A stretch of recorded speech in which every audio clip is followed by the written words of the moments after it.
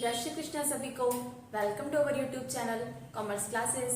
मैं हूं आपकी अपनी प्रियंका मिश्रा और हम कर रहे हैं यूजीसी नेट के रिगार्डिंग हमारी यूनिट नंबर 10 हायर एजुकेशन। ठीक है, तो हमने हमारे जो प्रीवियस लेक्चर्स हैं वो हमारी एनसाइंट एजुकेशन पे किए, प्री एंड पोस्ट इंडिपेंडेंट पे किए। ठीक है, और उसके बाद में जो हमारी एजुकेशन है वो किस तरीके से आगे चलती है उसके बेस पर किए। यानी कि इससे पहले मैं आपको 3 चैप्टर्स करवा चुकी हूँ। आपने अगर प्रीवियस लेक्चर अटेंड नहीं किए हैं तो जाकर के उनको अटेंड कीजिए और अपनी हायर एजुकेशन को कंप्लीट कीजिए। और अगर आप हमारे चैनल पर नए हैं तो प्लीज सब्सक्राइब कीजिए। और आज का हमारा जो लेक्चर है वो स्टार्ट होगा किस चीज के बारे में कि हमारे यहाँ पर जो professional, technical and skill based education वो कैसे आई। ठीक है, और उनका हमारे यहाँ पर क्या इंपॉर्टेंस रहा है। तो स्किल मतलब पहले हमारे यहाँ क्या था, ओरिएंटल एजुकेशन थी, है ना। लेकिन जब 1947 यानी कि हमारी आजादी हुई उसके बाद में क्या हुआ, इन 3 टाइप्स की एजुकेशन पर भी फोकस किया गया। टेक्निकल, कोई भी न्यू टेक्नोलॉजी जो बाहर है वो हमारी कंट्री में भी आना चाहिए, उसको लोगों को सिखाना। ठीक है, तो वो एक टेक्निकल एजुकेशन है। प्रोफेशनल यानी कि किसी भी पर्सन को उसकी प्रोफेशन का डिप्लोमा देना और उससे रिलेटेड एजुकेशन प्रोवाइड करवाना, जैसे कि डॉक्टर की या फिर लॉयर की या फिर इंजीनियर की। इस टाइप की जो भी एजुकेशन है ना वो किसके अंदर आती है, प्रोफेशन के अंदर आती है, जिसमें कुछ ना कुछ प्रोफेशनल वर्क सिखाया जाए और जिससे आप अपनी अर्निंग कर सकें। उसके बाद स्किल बेस्ड एजुकेशन, जिसमें लोगों की स्किल्स को बढ़ाने का काम किया जाए, चाहे वो मेंटली स्किल्स है, फिजिकली स्किल्स है। ओके, तो इसी के बारे में हम अपना आज का चैप्टर करेंगे। ठीक है, तो मेन बात क्या थी, 1947 से पहले जैसे हमारा देश आजाद हुआ तो उस टाइम पे हमारे यहाँ पर इंजीनियरिंग कॉलेज नहीं थे, लेकिन हम लोगों को टेक्निकल वर्क के लिए लोगों की जरूरत पड़ी। अब जरूरत पड़ी तो लोग हमारे पास थे नहीं, है ना, और इंजीनियरिंग कॉलेज भी नहीं थे, इसीलिए हमको मतलब न्यू टेक्नोलॉजीज को लेके आना था, तो इसीलिए हमको न्यू इंजीनियरिंग कॉलेज की जरूरत पड़ी। ठीक है, उसके बाद में हमारे यहाँ पर क्या हुआ, कुछ कॉलेज को स्थापित किया गया, कॉलेजेस बनाए गए, उसके लिए मतलब बाहर से टीचर्स को लेके आया गया, लोगों को एजुकेट किया गया उस चीज के बारे में, और न्यू टेक्नोलॉजी है वो सिखाई गई। तो इसी के रिगार्डिंग आज का लेक्चर हमारा बनने वाला है। तो देखिए हमारे जो मतलब 1947 से पहले इंजीनियरिंग कॉलेज खोले और 1947 के बाद जो कॉलेज खोले उनके बारे में हम पढ़ेंगे। उसके बाद में कौन इसको मैनेज करता है, कौन सी गवर्नमेंट बॉडी है और कितनी हमारे यहाँ पे IITs, IIMs वगैरह हैं, तो इन सब के बारे में हम आज के लेक्चर में जानेंगे। ठीक है, और इस चैप्टर को हम 2 लेक्चर में कंप्लीट करेंगे, आज और नेक्स्ट लेक्चर एक और आएगा उसमें। ठीक है, तो चलो हम स्टार्ट करते हैं हमारे लेक्चर की प्री इंडिपेंडेंट यानी कि आजादी से पहले हमारे यहाँ पर कौन कौन से इंजीनियरिंग कॉलेज थे। और हमारे यहाँ पर जो फर्स्ट इंजीनियरिंग कॉलेज है वो उत्तर प्रदेश में खोला गया था, रुड़की में। तो देखते हैं हमारा आज का लेक्चर। फर्स्ट इंजीनियरिंग कॉलेज जो है वो खोला गया था यूपी रुड़की के अंदर 1847 में। ठीक है, फर्स्ट इंजीनियरिंग कॉलेज खोला गया यूपी के अंदर 1847 में। कब, इसमें किस लिए, सिविल इंजीनियरिंग के लिए खोला गया था, जिसमें हम लोगों ने लार्ज वर्कशॉप, पब्लिक बिल्डिंग वगैरह को सिखाया गया था। और इसका ऑफिशियल नेम क्या था, थॉमस इंजीनियरिंग कॉलेज। जो हमारा फर्स्ट कॉलेज खोला गया था ना, इसका नेम क्या था, थॉमस इंजीनियरिंग कॉलेज। ये कॉलेज सिविल इंजीनियरिंग का रिगार्डिंग था, जिसके अंदर हमें बिल्डिंग्स वगैरह सिखाई जाती थी बनाना। ठीक है, और आर्किटेक्चर वर्क। और ये कहाँ खोला गया था, यूपी रुड़की के अंदर खोला गया था। कब, 1847 में। ठीक है, और एफिलिएटेड था यूनिवर्सिटी ऑफ द, और ये डिप्लोमा वगैरह भी देता था, डिग्री भी देता था। और किसके थ्रू देता था, मतलब इस जो डिग्री थी वो हमें गवर्नमेंट प्रोवाइड करवाती थी। अच्छा, इसके बाद में क्या हुआ, 1847 में जब ये खोल दिया गया, ये कॉलेज चलने लगा, लेकिन हमें तो बहुत सारे इंजीनियर्स की नीड थी। ठीक है, जो कि हमारे पास थे नहीं, तो इसीलिए हमें और भी इंजीनियरिंग कॉलेज खोलने पड़े। फिर हमारा जो 1856 है, 1856 में 3 कॉलेज इकट्ठे ही खोले गए, जिनको हमने क्या नाम दे रखा है, BCM, Bombay, Kolkata and Madras engineering college जो है वो कब खोले गए, 1856 में इकट्ठे ही खोले गए। आफ्टर हमारे फर्स्ट कॉलेज, हमारा फर्स्ट कॉलेज क्या था, यूपी रुड़की में था, थॉमस इंजीनियरिंग कॉलेज। ठीक है, उसके बाद में हमने इकट्ठे ही 3 कॉलेज खोले हैं, बॉम्बे, कलकत्ता एंड मद्रास, 1956 में। अब जानते हैं इसके बारे में। ये 3 प्रेसिडेंसी थी और इन्हीं के अंदर ही कॉलेजेस खोले गए थे। और बंगाल वाले को नाम दिया गया था बंगाल इंजीनियरिंग कॉलेज, बॉम्बे वाले को बॉम्बे इंजीनियरिंग कॉलेज। और ये जो कलकत्ता वाला था वो कलकत्ता यूनिवर्सिटी से एफिलिएटेड था, और ये भी सिविल इंजीनियरिंग के रिगार्डिंग ही थे। अच्छा, जो हमारा उसके बाद में क्या हुआ, बंगाल के अंदर ना एक कॉलेज खोला गया college of engineering and technology at Jadavpur, यानी कि इन 3 कॉलेजेस के बाद में बंगाल में कॉलेज खोला गया जो कि जादवपुर सिटी के अंदर खोला गया था। ये भी सिविल इंजीनियरिंग के रिगार्डिंग ही था। उसके बाद धीरे धीरे हमारे यहाँ पर जो कॉलेज की संख्या है वो बढ़ती गई, फिर बहुत सारे टेक्निकल कॉलेज कोर्स थे वो स्टार्ट किए गए। बनारस हिंदू विश्वविद्यालय में यूपी के अंदर डॉक्टर मतलब पंडित मदन मोहन मालवीय थे, उनकी सानिध्य में जो हमारी बनारस यूनिवर्सिटी है उसके अंदर बहुत सारे इंजीनियरिंग कॉलेज को स्टार्ट किया गया था। ठीक है, तो उसके बारे में बता रखा है। मैंने technical courses were started in university of Banaras by Pandit Madan Mohan Malviya 1970 यानी कि 1917 में पंडित मदन मोहन मालवीय को लगा कि टेक्निकल कॉलेजेस तो नहीं है लेकिन हम लोग टेक्निकल कोर्स जो है वो ऑफर कर सकते हैं। हमारी यूनिवर्सिटी का नाम क्या था? बनारस। ठीक है, यूनिवर्सिटी ऑफ बनारस। उसके बाद आता है फिर उसके बाद क्या हुआ, हमारी मतलब आजादी हुई उससे पहले कोई भी कॉलेज नहीं खोला गया, लेकिन 1970 के बाद कोई भी कोर्स ऑफर नहीं किया गया, कोई भी न्यू कॉलेज नहीं खोला गया जो इंजीनियरिंग से रिलेटेड हो।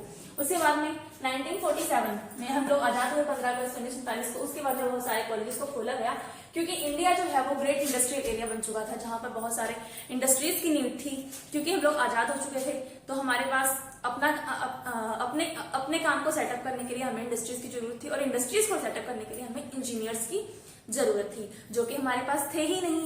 तो इसी वजह से क्या हमें बहुत सारे इंजीनियरिंग कॉलेज जो है वो खोलने पड़े after 1947।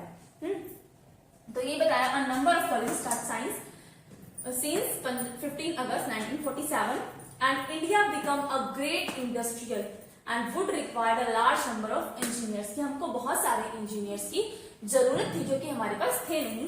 Then could be supplied by the older institutes, यानी कि जो हमारे पास older institutions रहे हैं जो हमने पहले पढ़े, हमारा रूड़की कॉलेज और BNC, उसके अलावा बनारस यूनिवर्सिटी, तो इन्होंने जो इंजीनियर्स थे वो सप्लाई किए, जो भी इन्होंने प्रोवाइड किए थे, लेकिन हमारे पास अभी भी कमी पड़ रही थी। इसी वजह से हमें बहुत सारे इंजीनियरिंग कॉलेज और भी खोलने पड़े। अच्छा, इंजीनियर यानी कि टेक्निकल एजुकेशन जो है उसको सेटअप कौन करता है वो देखते हैं। AICTE all India council for technical education, ये एक खुद से स्टेचुरी बॉडी है, बड़े लेवल पर है। जितने भी टेक्निकल कॉलेजेस हैं एजुकेशन के रिगार्डिंग उनके लिए रूल्स एंड नॉर्म्स बनाने वाली ये है AICTE, सेंट्रल गवर्नमेंट के द्वारा चलाई जाती है। इसका सेटअप कब हुआ? 1945 में इसका सेटअप हुआ था और लेकिन इसको स्टेचुरी बॉडी कब बनाया गया? 1987 में। तो सेटअप हुआ 1945 में, स्टेचुरी बॉडी बना 1987 में। हेडक्वार्टर कहाँ है इसका? न्यू दिल्ली में है। AICTE का हेडक्वार्टर न्यू दिल्ली में और रीजनल ऑफिस इसके 8 हैं, यानी कि जहां ये काम करता है वो ऑफिस 8 हैं।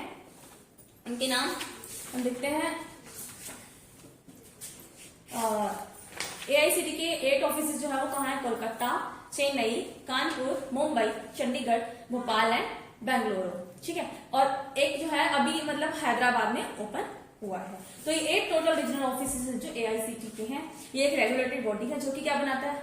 रूल्स रेगुलेशन बनाता है और उसके अलावा डिग्री को एफिलिएट करता है। ठीक है, और उसके अलावा सब्जेक्ट मटेरियल बनाता है। उसके अलावा इन्होंने क्या किया, अगर जो वुमेन हैंडीकैप्ड है या किसी भी टाइप की जिनको एजुकेशन नहीं मिल पा रही या जो पर्सन हैंडीकैप्ड है उनके रिगार्डिंग भी काम किया कि उनको टेक्निकल एजुकेशन किस तरीके से प्रोवाइड करवाई जाए। तो ये काम किसका रहा है? AICTE का। और इसकी जो फुल फॉर्म और जो मैंने आपको रिटर्न करवाया है स्टेचुरी बॉडी कब बना, इसका हेडक्वार्टर कहाँ है, तो इनके बारे में कुछ ज्यादा ही पूछा जाता है। इसके अंदर कौन कौन से कोर्सेज आते हैं वो देखते हैं हम लोग। इसके अंदर आएंगे हमारे कोर्सेज जो है AICTE प्रोवाइड करवाता है। Engineering, technology, pharmacy, architecture, management, catering technology, management study, computer application and applied art and craft. तो जो मैंने कोर्सेज बताया इनके अंडर ये डिप्लोमा या डिग्री प्रोवाइड करवाता है AICTE। ये हमें मतलब ग्रेजुएशन की डिग्री और पोस्ट ग्रेजुएशन की डिग्री प्रोवाइड करवाता है। और AICTE की फुल फॉर्म क्या है? All India council for technical education. ठीक है, तो ये सबसे बड़ी बॉडी है हमारी जो क्या है? AICTE। उसके बाद हमारी आती है IIT। IIT क्या है? Indian Institute of technology. इसके अंडर ये आते हैं, मतलब सॉरी इसके अंडर नहीं आते, Indian Institute of technology.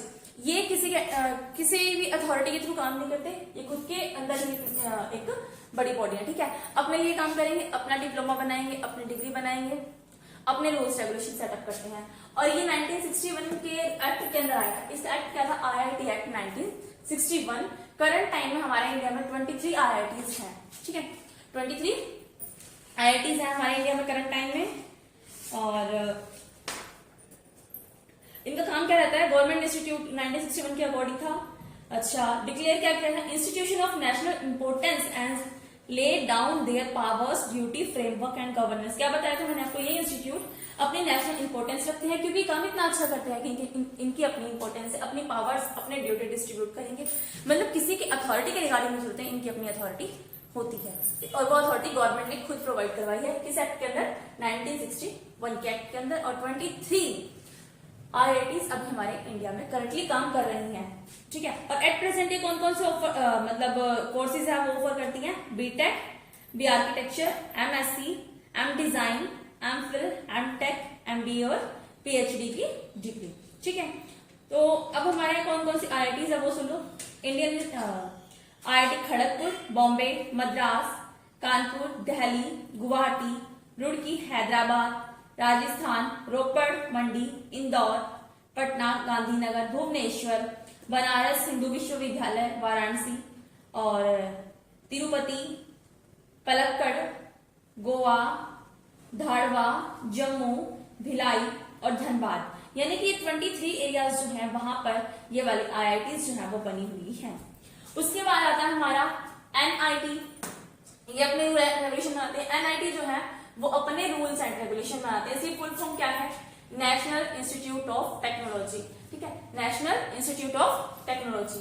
Recommend किसने किया इनको, इंजीनियरिंग पर्सनल कमेटी जो थी, इंजीनियरिंग पर्सनल कमेटी है, उसने 1955 में रिकमेंड किया कि हमको NITs भी बनानी चाहिए, नेशनल इंस्टीट्यूट ऑफ टेक्नोलॉजी, ठीक है। और ये अब हमारे पास करंटली कितनी है, 31 है। ये भी सेम यही काम करती है कि टेक्निकल एजुकेशन के रिगार्डिंग हमें डिप्लोमा प्रोवाइड करवाती हैं after graduation, after post graduation, after 12th, ठीक है। और NIT, national institute of technology की रिकमेंडेशन किसने की थी, इंजीनियरिंग पर्सनल कमेटी में की गई थी इसकी रिकमेंडेशन।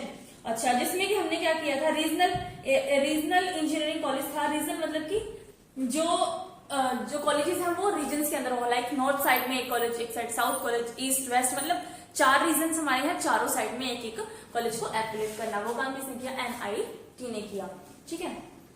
उसके बाद आता है अब 31 है हमारे यहाँ पर। और ये 2003 में REC बन चुकी थी, ठीक है। और किस एक्ट के अंदर काम करती हैं, ये करती हैं सोसाइटी रजिस्ट्रेशन एक्ट 1860 के अंदर, मतलब इसको ऑटोनॉमस बॉडी घोषित किया गया था, सोसाइटी रजिस्ट्रेशन एक्ट 1860 के अंडर, ठीक है। और इसको मतलब रिकमेंड करने वाला कौन है, सेंट्रल गवर्नमेंट। 50% सीटें जो होती हैं वो रिजर्व रखी जाती हैं डोमिसाइल स्टूडेंट के लिए। 50% जैसे कि मान लो ईस्ट में है NIT, तो वहां पर ईस्ट के पर्सन्स के लिए 50% सीट फिक्स होंगी। उसके अलावा 50% अनदर साइड से लोग पढ़ने के लिए आ सकते हैं, टेक्निकल एजुकेशन सीखने के लिए आ सकते हैं, ठीक है। तो NIT का रूल बना रखा है इन्होंने कि 50% स्टूडेंट जब हम अपने ही शहर से लेंगे, अपने ही स्टेट से लेंगे, और उसके अलावा 50% कहीं से भी आ सकते हैं। तो ये NIT के रिगार्डिंग कुछ रूल बनाए गए हैं। उसके बाद आता है हमारा IIM, Indian Institute of management. ये हमारे टेक्निकल एजुकेशन के रिगार्डिंग था, ये मैनेजमेंट के रिगार्डिंग है, जैसे कि होटल मैनेजमेंट हो गया, या फिर जो हमारी एयर मैनेजमेंट होती है, ठीक है। तो इन चीजों के रिगार्डिंग कौन सा यह है हमारा है इंडियन इंस्टीट्यूट ऑफ मैनेजमेंट, क्योंकि मैनेजमेंट जो है वो हर जगह काम करती है। हम कोई भी काम करते हैं तो सीक्वेंसल करते हैं, ठीक है। पहले प्लान करेंगे, फिर उसको आगे एग्जीक्यूट करेंगे। उसको एग्जीक्यूट करने के लिए एक मैनेजमेंट होती है कि पहले हमें क्या करना है, फिर क्या करना है, फिर क्या करना है, मतलब एक प्रोसेस को फॉलो करना और मैनेज करके चलना। हम घर में भी कोई काम करते हैं, कोई फंक्शन वगैरह होता है तो उसकी मैनेजमेंट करते हैं ना, कि कौन सी चीज कब करेंगे, कब कहाँ से स्टार्टिंग होगी, सामान कहाँ से आएगा, क्या चीज पहननी है, क्या चीज नहीं, मतलब किसी भी चीज को परफेक्टली अरेंज करना मैनेजमेंट होता है। तो इसी के रिगार्डिंग IIM जो है इंडियन इंस्टीट्यूट ऑफ मैनेजमेंट खोले गए हैं। ये करंट टाइम में 20 है, ठीक है। और इसको मैनेज कौन करता है, गवर्नमेंट करती है। सबसे ओल्डेस्ट IIM कहाँ है, अहमदाबाद में है। सबसे नंबर 1 पे जो बनी थी, मतलब सबसे पहले IIM जो बनाई गई थी वो कहाँ बनाई गई थी, अहमदाबाद में बनाई गई थी। और इसको मतलब इसके रिगार्डिंग रूल वगैरह कौन बनाता है, गवर्नमेंट बनाती है IIM के रिगार्डिंग, ठीक है। अच्छा, ये ऑटोनोमस बॉडी है, अपना अवार्ड दे सकती है, डिग्री दे सकती है, किसी से एफिलिएशन लेने की इसको जरूरत नहीं है, क्योंकि गवर्नमेंट ने इनको ऑफर दे रखा है, खुद की डिग्री बना सकते हैं। जब हमारा 6th 5 ईयर प्लान था तो 6 नई IIM बनाई गई थी। कहां कहां पे? जब 6 5-year प्लान था तब, जब 6 5-year प्लान था तब बनाई गई थी हमारी 6 नई सेटअप ऑफ IIM। कहां कहां? रोहतक, रायपुर, रांची, तिरुचिपल्ली और काशीपुरम एंड उदयपुर। ठीक है, तो ये तो नई बनाई गई थी। इससे पहले वाली कहां थी? अहमदाबाद, कोलकाता, बेंगलोर, लखनऊ, इंदौर, कोझिकोड एंड शिलोंग। ठीक है, तो वो पहले वाली थी और 6 बनी है वो नई बनी है। ये क्या करती है? कंडक्ट करती है पोस्ट ग्रेजुएट डिप्लोमा, किसमें? मैनेजमेंट के अंदर। उसके रिगार्डिंग फेलोशिप भी देती है। ओके, मैनेजमेंट कौन कौन से टाइप का? Agriculture, rural development, public system management, energy, health, education और हैबिटेट। तो इसके रिगार्डिंग जो मैनेजमेंट की एजुकेशन है वो कौन देता है? IIM जो है वो प्रोवाइड करवाता है। ठीक है, अब कोर्सेज है टेक्निकल, उनमें कुछ सब्जेक्ट्स को मतलब प्रीफिक्स कर दिया गया कि अगर कोई भी इंस्टीट्यूट है किसी भी एक सब्जेक्ट को लेकर के मतलब काम करेगा। तो इसीलिए हमने IISc को स्टार्ट किया, Indian Institute of science setup 1909। कब सेटअप हुआ था इसका? 1909 में। सेटअप तो 1909 में हुआ, लेकिन इसने काम स्टार्ट नहीं किया। काम स्टार्ट कब किया? 1911 में, यानी कि 1911 में। और किसके रिगार्डिंग किया? ओनली साइंस से रिलेटेड टेक्निक सिखाने के। ठीक है, कि इसमें सिर्फ वर्किंग जो है वो साइंस रिलेटेड होती थी, बाकी किसी से रिलेटेड नहीं होती थी। तो अच्छा, फंक्शनिंग 1911 में स्टार्ट किया। इसका हेडक्वार्टर कहाँ? बेंगलोर में है, क्योंकि इसका सेटअप कहाँ हुआ था साइंस का? साइंस के रिगार्डिंग जो कॉलेज है, इंस्टीट्यूट है, बेंगलोर के अंदर। ठीक है, तो इसके बारे में देखो, पहले इसके अंदर क्या थे? 2 डिपार्टमेंट थे। ठीक है, जब स्टार्टिंग में बना था इन 2011 के टाइम पर, तो सिर्फ 2 डिपार्टमेंट थे और 9 डिकेड्स के अंदर ये मतलब बना था। ठीक है, लेकिन उसके बाद में क्या हुआ? आज के टाइम में इसमें 40 से ज्यादा डिपार्टमेंट है। किसके? Indian Institute of science Bangalore के 40 से ज्यादा डिपार्टमेंट है। मेनली इसका प्रोवाइड सब्जेक्ट क्या था? Provide all type of education on science और इंडस्ट्रियल इंटीग्रेटेड, कि मतलब साइंस और इंडस्ट्री से रिलेटेड जो साइंस है ना, उसी को इंटीग्रेट करके इसमें कोर्स जो है वो प्रोवाइड करवाए जाते थे। स्टार्टिंग इसकी दो सेंटर से हुई, यानी कि, और आज के टाइम में इसके 40 डिपार्टमेंट्स हैं। पहले 2 डिपार्टमेंट थे, अब 40 हैं। 2 डिपार्टमेंट 9 डिकेड्स के अंदर थे और अब कितने हैं? 40 डिपार्टमेंट्स हैं। ओके, और इसमें साइंस की इंटीग्रेट करके इंटीग्रेटेड एजुकेशन प्रोवाइड करवाई जाती थी, बट ओनली साइंस के रिगार्डिंग। ठीक है, अच्छा, इसके कुछ इंस्टीट्यूट डिपार्टमेंट के नाम है CSIC, SID, ABCTS, जो मतलब एडवांस बायो के बारे में पढ़ाते हैं। ठीक है, advance bio residue energy technical society. अच्छा, इसमें कौन से प्रोग्राम होते हैं? कुछ ट्रेडिशनल प्रोग्राम है, कुछ मॉडर्न है, जिसमें ME, MTech, business in MBA, MSc and PhD degree course जो है वो प्रोवाइड करवाए जाते हैं। और जो मैंने बताया आपको CSIC जो कौन सा सेंटर है? Centre for scientific and industrial consultancy, जिसके मतलब मेनली है बताए गए हैं कुछ मेन सेंटर्स जो है वो। ठीक है, नेक्स्ट है जो मैंने बताया SID क्या? Society for innovation and development. इसके अंडर जो 3 कॉलेजेस हैं, SID society for industrial development. ठीक है, ये ऐसा इसी के अंदर आएगा। और एक है हमारा CSIC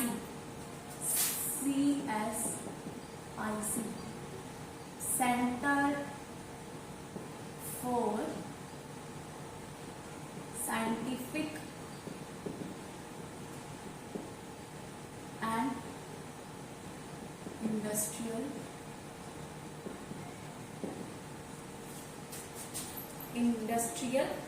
कंसल्टेंसी। और एक और हमारा आता है, फर्स्ट, सेकंड और थर्ड बताते हैं हमको। थर्ड है हमारा ABETS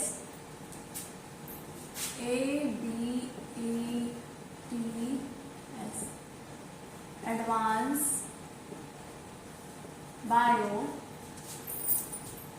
bio residue energy technology.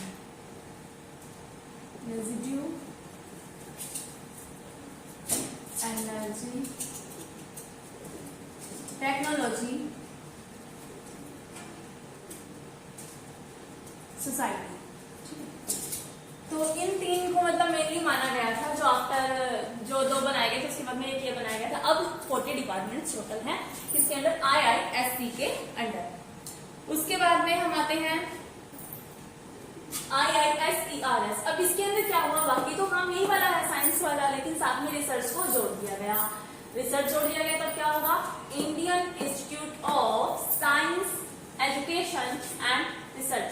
कि इंडियन इंस्टीट्यूशन ओपन किए गए इसलिए साइंस के रिगार्डिंग, साइंस कौन सी, इंडस्ट्री वाली, ठीक है। लेकिन अगर आपको उसकी रिसर्च करनी है तो उसके लिए ये इंस्टीट्यूट बनाया गया, Indian Institute of science educational research. Current time में टोटल 7 है, स्टार्टिंग इनकी 5 इंस्टीट्यूट से हुई थी, ठीक है। 5 इंस्टीट्यूट बनाए गए शुरू में, अब ये 7 है टोटल। और इसकी रिकमेंडेशन किसने की थी, चेयरमैनशिप थी किसकी, professor CNR Rao. CNR Rao की प्रोफेसरशिप मतलब चेयरमैनशिप में IISERS को सेटअप किया गया था। उस टाइम पर 5 इंस्टीट्यूट से अब 2 और को जोड़ दिया गया। जो 5 से स्टार्टिंग है वो सुनिए, 5 कौन कौन से थे, इंडियन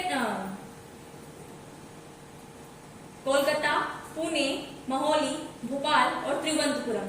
ये 5 जगह पर पहले था, कहाँ कहाँ, कोलकाता, पुणे, मोहाली, भोपाल एंड तिरुवनंतपुरम, ठीक है। और अब 2 जगह और कौन कौन सी है, तिरुपति और ब्रह्मपुर। तिरुपति और ब्रह्मपुर में ये काम हो रहा है। तो इसके अंदर मैंने क्या होता था, जो बेसिक साइंस थी हमारी, यानी कि नॉर्मल जो साइंस एजुकेशन थी, उसको हम लोग रिसर्च में कन्वर्ट कर रहे थे और उससे नई नई चीजों को निकालते हैं। तो रिसर्च क्या होता है, री यानी कि दोबारा से, सर्च मतलब खोजना, कोई भी चीज जो पहले से हमारे पास है उसको हम फिर से खोज रहे हैं, यानी कि उसकी रिसर्च कर रहे हैं, ठीक है। तो इसी के रिगार्डिंग जो हमारी बेसिक साइंस है, यानी कि नॉर्मल साइंस है, जिसको हम टीचिंग में यूज करते थे, उसको लेकर के हम रिसर्च का काम कर रहे थे, ठीक है। उसके बाद हमारा आता है triple ITs. Triple ITs current time में 25 है। Full form Indian Institute of Information technology. अब देखिए, ये वाली साइंस से रिलेटेड थी, ये साइंस पर की गई रिसर्च से रिलेटेड थी, बट ये किससे है, इंफॉर्मेशन से रिलेटेड। हम क्या कर रहे हैं, इंफॉर्मेशन निकाल रहे हैं, इंफॉर्मेशन ढूंढ रहे हैं और उसको लोगों तक पहुंचा रहे हैं, ठीक है। तो किसी भी चीज से रिलेटेड इंफॉर्मेशन के लिए, मतलब इंफॉर्मेशन टेक्नोलॉजी सिखाने के लिए हम कि इंफॉर्मेशन कहाँ से प्राप्त कर सकते हैं, कौन कौन सी टेक्नोलॉजीज हैं, तो उसी के रिगार्डिंग ये वाला IIT खोला गया, जिसके अंदर हम लोग कंप्यूटर रिलेटेड एजुकेशन सीखते हैं, सॉफ्टवेयर्स के बारे में सीखते हैं और नए नए सॉफ्टवेयर खुद कैसे बना सकते हैं उसके बारे में सीखते हैं, ठीक है। मतलब मेनली हार्डवेयर और सॉफ्टवेयर की एजुकेशन इसके अंदर करवाई जाती है, जो कंप्यूटर रिलेटेड हो, चाहे और भी जो हमारे गैजेट्स हैं उनसे रिलेटेड हो, यानी कि IT इंडस्ट्री जो है वो इसके अंदर आती है ट्रिपल आईटीज के अंदर। देखते हैं क्या है triple IT। Study of rise of software, मैंने आपको जैसे बताया सॉफ्टवेयर के बारे में हम इसके अंदर पढ़ते हैं, ठीक है। और इसका सेटअप कब हुआ, इंडिया मतलब इंडिया के अंदर बता रही हूँ, इंडिया में ये जो IT सेक्टर है, IT कम्स इन इंडिया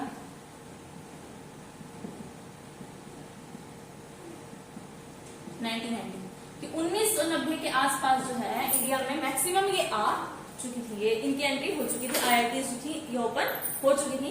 इसलिए प्रमोट इंफॉर्मेशन टेक्नोलॉजी, की इंफॉर्मेशन टेक्नोलॉजी को बढ़ावा दिया जा सके। देखिए, टेक्निकल एजुकेशन हमारे यहाँ पहले से हो रही थी, लेकिन हमें इंफॉर्मेशन टेक्नोलॉजी के रिगार्डिंग जो है कब हमने काम शुरू किया, 1990 में, ठीक है। और करंट टाइम में 25 हमारे पास इंस्टीट्यूट हैं।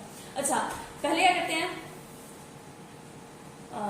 और जो हमारे यहाँ जो 5 इंस्टीट्यूट हैं वो कौन चला रहा है, सेंट्रल गवर्नमेंट चला रही है। उसके अलावा जो बाकी की हैं, लेकिन 5 है वो तो फुली कंट्रोल्ड बाय गवर्नमेंट, पूरे गवर्नमेंट कंट्रोल है, लेकिन जो नेक्स्ट 20 है वो ट्रिपल P यानी कि पब्लिक प्राइवेट पार्टनरशिप के अंडर चल रही है, जिसमें कुछ पार्ट तो प्राइवेट का और कुछ पब्लिक का है। उन दोनों का मिक्सअप होकर जो 20 इंस्टीट्यूट हैं वो चल रहे हैं, 5 जो है फुल ऑफ गवर्नमेंट हैंड है, ओके। कौन सी हमारी जो IITs है उनके बारे में बताया मैंने आपको।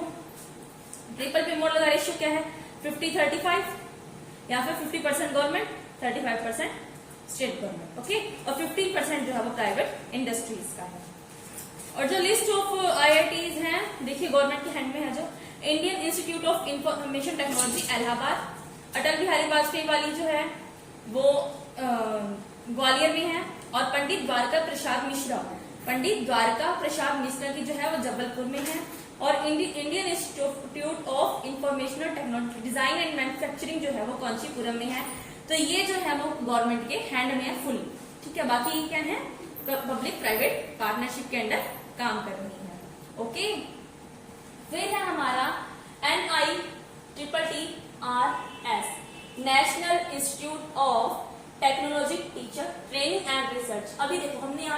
साइंस के बारे में किया, फिर साइंस और रिसर्च को लिया, यहाँ पर इंफॉर्मेशन को लिया। अब इसमें क्या बताया गया है कि हम लोग टीचर को ट्रेन कर रहे हैं, जो टीचर्स हमको पढ़ा रहे हैं उनको ट्रेन करना, उनके अंदर अगर कुछ कमी है उसको निकालना, यानी कि रिसर्च के थ्रू जो कमियां हमारे अंदर रह जाती हैं जिसकी वजह से हमें फुल ऑफ हमारा गोल अचीव नहीं हो पाता, तो उस मतलब उन कमियों को दूर करने के लिए हम लोग फिर से रिसर्च करेंगे। तो उसके रिगार्डिंग हमें NIRRS बनाया गया, national institute of technical teacher training and research. कब स्टैब्लिश हुआ? 1960 के अंदर इसको स्टैब्लिश किया गया और करंट टाइम में ये 4 है। ओके, करंट टाइम में ये 4 है। इसमें क्या है, लॉन्ग टर्म प्रोग्राम करवाए जाते हैं और जिसमें पॉलिटेक्निक्स के टीचर्स जो होते हैं ना उनकी ट्रेनिंग के रिगार्डिंग है। किसके रिगार्डिंग है? पॉलिटेक्निकल के मतलब पॉलिटेक और बीटेक कोर्स के अंदर क्या होता है, हमें टेक्निकल एजुकेशन दी जाती है, ठीक है। तो पॉलिटेक के जो टीचर्स हैं उनको एजुकेट करने के लिए ये NIRRS खोला गया है और ये करंट टाइम में 4 है। ओके, और इनका लॉन्ग टाइम प्रोग्राम होता है। लॉन्ग टर्म मतलब कि ये प्रोग्राम 10 to 12 to 18 मंथ यानी कि 1 ईयर से लेकर 3 मंथ तक के बीच का हो सकता है, और या फिर लॉन्ग टर्म भी हो सकता है। या तो ये प्रोग्राम 1 साल से लेकर के 3 महीने हो और 3 साल का होगा, या फिर लॉन्ग टाइम के लिए भी हो सकता है। और 4 कौन कौन से, एक तो चंडीगढ़ में है, एक कलकत्ता में है, एक चेन्नई और एक भोपाल के अंदर है, ठीक है। 4 कहाँ कहाँ है हमारी? NIRRS चंडीगढ़, कोलकाता, चेन्नई और भोपाल में। उसके बाद हम आते हैं COA, काउंसिल ऑफ आर्किटेक्चर, जो हमें आर्किटेक्ट का वर्क सिखाते हैं, उससे रिलेटेड टेक्निक के बारे में बताते हैं। ये किस एक्ट के अंदर आया? एक्ट है इसका 1972। COA की full form council of architecture. Okay, और इसका जो फोर्स में कब आया? फोर्स में आया था 1 सितंबर 1972 को, ठीक है। और इसमें एक्सटर्नली एडिट प्रोग्राम करवाते हैं। एक्सटर्नली एडिट मतलब देखो कोई भी आर्किटेक्चर वर्क होता है वो इंटरनल तो हो नहीं सकता, एक्सटर्नली होगा। तो एक्सटर्नली एडिट प्रोग्राम करवाए जाते हैं इसके अंदर। इसको चला कौन रहा है? Central government. COA को कौन कंडक्ट करता है? COA के मतलब रूल्स रेगुलेशन है, नॉर्म्स है, वो कौन बनाता है? सेंट्रल गवर्नमेंट बनाती है। उसके बाद हमारा आता है TEQIP, technical education quality improvement programme. इसके अंदर क्या है? किसी भी चीज की क्वालिटी को इम्प्रूव कैसे करें। हम जो टेक्नोलॉजी सीख रहे हैं उसमें हम लोग मतलब करंट सिनेरियो के साथ कैसे चले, जो चीज करंट में चल रही है उसके साथ चलने के लिए हमें ये वाली IIT सेटअप की गई है, technical education quality improvement programme, जहां पर हमारी क्वालिटी को इम्प्रूव करने के रिगार्डिंग प्रोग्राम को चलाया जाता है, ठीक है। इससे ह्यूमन रिसोर्स डिपार्टमेंट जो था ना पहले HRD, फिर MSRD बना, तो HRD डिपार्टमेंट जो था ना MSRD उसने लॉन्च किया था कब? 2002 में। किस लिए? ताकि जो हमारी टेक्निक सीख रहे हैं उसके पुराने बेस पर ना रहे, नई टेक्निक आए तो उसे तुरंत सीख सके, हमारे अंदर की क्वालिटी जो वो इम्प्रूव हो सके। इसे MHRD ने स्टार्ट किया था ईयर 2002 में, स्टार्ट बाय MSRD। और MSRD का करंट नाम क्या है? MOE, मिनिस्ट्री ऑफ एजुकेशन, ठीक है। ये किस लिए किया गया था? For professional course. किसके लिए था? प्रोफेशनल कोर्स के रिगार्डिंग था।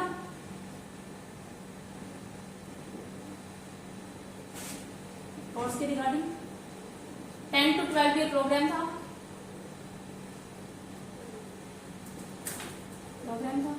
और 3 फेज में था, ठीक है। तो TEQIP है इंप्रूवमेंट प्रोग्राम जो है वो 10 से 12 साल के बीच में होता था और 3 फेज के अंदर होता था। MHRD ने 2002 में इसको लॉन्च किया। अच्छा, अब हमारा क्या आता है? NBA, national board of accreditation, जो क्या करता है? एक्रीडेट करता है किसको? यूनिवर्सिटीज को, ठीक है, या फिर कॉलेजेस को एक्रीडेट करता है कि मतलब जो कॉलेजेस हैं वो रूल्स रेगुलेशंस को फॉलो कर रहे हैं या नहीं है, जिस क्राइटेरिया को हमने सेटअप किया उस क्राइटेरिया को फॉलो कर रहे हैं या नहीं है। तो उसके रिगार्डिंग हमने NBA को स्थापित किया। NBA national board of accreditation setup कब हुआ? 1994 में। सेक्शन नंबर क्या था इसका?